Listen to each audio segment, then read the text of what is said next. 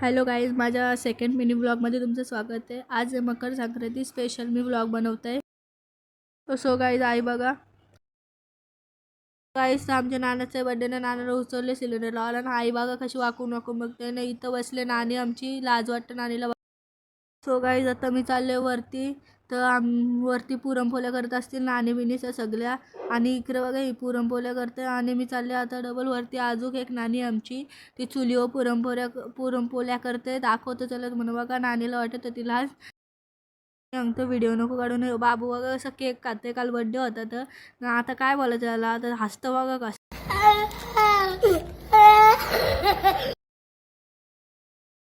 दीदी बघा अशी बाल्कनी बसले, ती पूर्व हाय करते तिथनं। आणि आता ही बघा माझं नाव सांगायला चालले नानीजवळ, आणि इथं बाबू मग केक खाईत बसले खुर्चीन।